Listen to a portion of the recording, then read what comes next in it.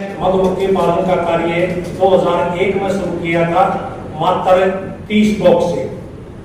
और आज मेरे पास पूरी कंपनी है और एक सोसाइटी है जो किसानों के साथ मिलकर काम कर रही है। और जो डॉक्टर साहब बता रहे थे, राजस्थान हॉर्टिकल्चर डिपार्टमेंट 50-40% अनुदान पर बॉक्स देता है, मैं उसमें भी इम्पेनलमेंट हूँ।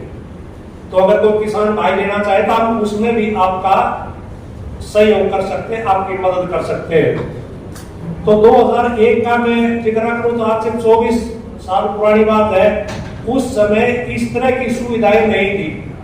आज तो सभी साइंटिस्ट, डॉक्टर, हमारे कैसे किसान भी दूर से चल के आपको बताने के लिए आ रहे भाई ये काम ऐसे करो, ऐसे करोगे तो ये फायदा, ये नुकसान है। कहने का सारी चीजें आसान है, सुलभ है। लेकिन जब हमने 2001 में ये सोचा कि मधुमक्खी पालन का कार्य करना चाहिए, उस समय ना तो गूगल की सेवा थी और ना ही हमारे क्षेत्र में कोई बताने वाला था, कि ये काम ज्यादा पंजाब, हिमाचल या हरियाणा के उत्तरी जिलों में ज्यादा था, हमारे दक्षिणी जिलों में ये काम नहीं था। तो पहली समस्या तो ये कि इसकी जानकारी कहां से ले। तो इसकी जानकारी लेने के लिए हम लुधियाना के पास एक कस्बा है पुरा, वहां गए। आपकी जानकारी के लिए बता दूं, कुछ बीकीपर भाई बैठे हुए, कुछ नए पढ़ने वाले हैं। मधुमक्खी पालन का जितना भी सामान है, जितने भी इक्विपमेंट है या जो नई जानकारियां हैं, वो सारी तुरा में मिलती है। तुरा में इसकी एक पूरी मार्केट है। आप मधुमक्खी पालन से संबंधित कोई भी सामान वहां से खरीद सकते हैं। तो हम दूर आ गए, वहां एक सरदार जी से मुलाकात की, वो ये काम कर रहे थे। तो बोले भी बहुत अच्छा काम है, कर लो, बड़ा फायदे का है। तो वहां से लौट के करना आ गए, लेकिन तसल्ली नहीं हुई मन में। ऐसे ऐसे विचारों कदे फंस जाने। और फिर ऐसा काम था कि जो हमारे क्षेत्र में किसी ने किया ही नहीं था, मधुमक्खी के बारे में कोई जानता ही नहीं था। फिर किसी सोर्स से पता चला कि एक अपने एरिया का कर रहे हैं, वो गवर्नमेंट जॉब में है करनाल साइड में, और वो छुट्टियां में यहाँ पर होगा और उसके मुझसे बात कर लियो। तो हम उनके पास गए। तो बोले मैं तो गवर्नमेंट की नौकरी छोड़कर पूरे समय से करना चाहूँ। बहुत बड़ी बात थी।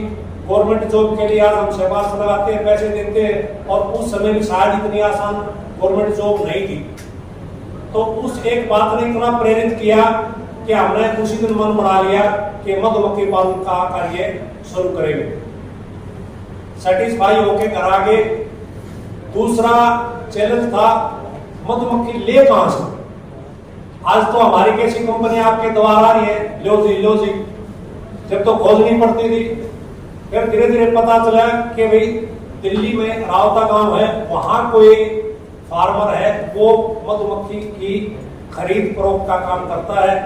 हम ढूंढते उनके पास पहुंचे, उनसे बात करी। तो उस समय 2000 रुपए का एक बॉक्स आता था विद बी। तो उनसे बात करी, मुझे 30 बक्से लेने हैं, बोले भी ठीक से मिल जाएंगे। 2000 के हिसाब से 60,000 रुपये हमने उस टाइम दे दिए। हमारे दिमाग में कहते आज पैसे दे करते हो, बाकी दे देगा। बोला तो ठीक से घर में जाओ, 15-20 दिन का टाइम लगेगा। तो ठीक है, 15-20 दिन की खास बात नहीं है।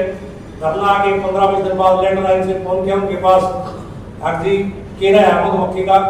बोला भाई 15-20 दिन का टाइम और लगेगा, सबर कर लीजिए। फिर पैसे सारे कैसे उस तो लड़ाई करा। कहने की बात यह है, ऐसे करते करते उन्होंने नवंबर ले दिया। नवंबर में उनका फोन आया दिवाली के आसपास, भाई होगा 18 माह के प्यार से अब ले जाओ। हम 30 बक्से लेके अपने गांव के आसपास तोरिया बूता था। अब तो शायद नहीं बूता, लेकिन उस समय तोरिया बूता था। हमने उन 30 बक्सों को तोरिये में रख दिया। अच्छा, बीच में एक बात मैं बता दूं कि उनका जो टालने वाला काम था, उन्होंने जो हमें लेट दी, उसका एक कारण है, वो बाद में समझ में आया हमारे। और वो मैं बताना आपको जरूरी समझता हूँ कि आप भी अगर शुरू करें तो इस कारण को जरूर याद रखना। हमने जून में बात की थी अगर वो जून में हमें मधुमक्खी दे देते तो हम जुलाई का ही वह मर जाती और उन काट के बक्सा चूल्हे में फूक के और आराम से बैठकर कोई चक्कर कराए रुपये काम मत करिए, बहुत खराब से। एक भाई बाहर था, मैं स्टॉल लग रही वहां खड़ा था, अपने में से एक भाई था, बीच में बात आया था, इसलिए बताऊं कि वो जमे हुए शहद को देख के बोला मेरी खांड घोड़ रहा है। मैं भाई ऐसा नहीं, बोला ना ना ना, ये बी कीपर जो खांड गेम के बनाओ है ना वो शहद दे। मैं भाई पहले पूरा ज्ञान हो, जब इस तरह का रूमर फैलाना चाहिए मेरा। तो बात थोड़ी मैं बताऊं कि मधुमक्खी कभी भी खांड या चीनी खाकर शहद नहीं बनाती। अपना पेट भरने के लिए, अपने आप को जिंदा रखने के लिए, सर्वाइव करने के लिए बी कीपर उसको ऑफ सीजन में चीनी की फीडिंग करवाता है। हाँ, इतना जरूर हो सकता है कि उसने जो फीड है छत्तों में स्टॉक कर ली, वो 2, 4, 5, 10% स्टॉक है, वो शहद में मिलकर आ सकती है। अदरवाइज चीनी से कभी शहद नहीं बनेगा। ये एक मिथ है, इसको आपने नोट करना चाहिए। जैसे वो भाई गैस कर रहा था, मैं उसको बता दूंगा, भीतर मेरा सेशन है उसके मैं बताऊंगा, तो इसलिए ये चक्रा करना जरूरी था। तो मैं कह रहा था अगर वो जून में दे देते तो हम उनमें बाकी ऑटोमेटिक मर जाती, हमें ज्ञान नहीं था, कोई फलोरा नहीं था जून जुलाई में हमारे वहां, मक्खी सब मर जाती और हम उन बक्सिया ने चूल्हे में फूक के और सारा दोष इस व्यवसाय पर डाल देते। बहुत खराब काम से कोई मत करिए। उन्होंने नवंबर में क्यों सर्वे करवाई कि नवंबर में आपके क्षेत्र में भी हमारे क्षेत्र में भी मस्टर्ड की फ्लावरिंग शुरू हो जाती है और मस्टर्ड में फूल आता है, फूल लंबा रहता है 2.5 से 3 महीने तक। उस टाइम पर अनाड़ी से अनाड़ी बी कीपर भी इतना जरूर सीख जाता है कि अपनी मधुमक्खी को वो बचा ले। और प्लस में उसका 3 महीने का 2.5 महीने का जो सीजन लगता है, लगभग उसकी जो पोस्टिंग आई है वो पूरी हो जाती है। तो यात्रा आगे बढ़ी, गांव में चर्चा शुरू होगी, फलाने का छोरा मधुमक्खी भी आया, तो आते का चर्चा ये है बाबा से, क्योंकि जब किसी ने मधुमक्खी देखी ही नहीं थी। अरे मेरे बाबू बोले अरे गाय पाल ले, भैंस पाल ले, बकरी पाल ले, मुर्गी पाल ले, मक्खी की पाल उड़ जाएगी।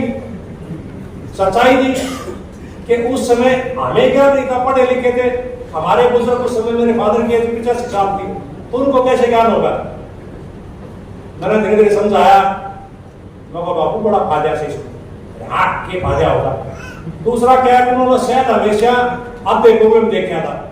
यहाँ भी बहुत से बुजुर्ग बैठे हैं, गतवाड़ों में से खेतों में से तोड़ा होगा तो आधे में कुएं में इतना शहद करेक्ट था।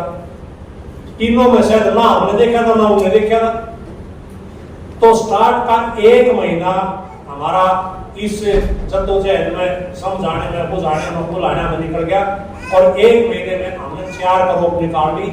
हर सप्ताह 1 करोड़ 30 बॉक्स से उस समय 7.5 टीम हमारे निकलते थे। तो 7.5 के हिसाब से 4 बार में हमारे 30 टीम, शहद के शहद हैवी होता है, शहद लगभग 24-25 केजी एक टीम में आ जाता है। तो 30 टीम उस टाइम हमारे रखे हुए थे। तो मैंने उनको बताया, मैं बाबू 30 पीते भरे थे से बुलाया, झूठ बोल रहे, ये होश के है क्यों मेंटल लेवल वो सेट हो रहा था। अक्सर तो आते तो थोड़ा बहुत होश कैसे मैं उनको अंदर उसमें दिखा के ले आया कमरे में, तो उनको दिखाई कर देता, सब गड्ढों का मार के बोला सारे भरे थे, वो सारे भरे थे। बोला भाई कितने केस, कितने अमाउंट के हैं ये। तो उस समय शहद का भाव 54 रुपए था और 54 के हिसाब से एक टीम लगभग 1800-2000 का बैठता था। वो बाबू ये 60,000 के है। बोला भाई इतना बढ़िया काम पहले क्यों नहीं करे के। तो वो ऐतराज तारे थे आके के काम कर लिया उड़ जाएगी। और फिर यूं कहने लगे कि इतना अच्छा काम पहले क्यों नहीं करे। तो उस टाइम बड़ा कॉन्फिडेंस आया, क्योंकि जब घर के परिवार के सगे संबंधी साथ होते हैं तो आदमी कह उस विपदा में घट जाएगा और कह उन परेशानियां में झेल जाएगा। बस उस तरह के बाद आगे बढ़ते गए, दिक्कत तो और भी आई। मैम समय का होगा तो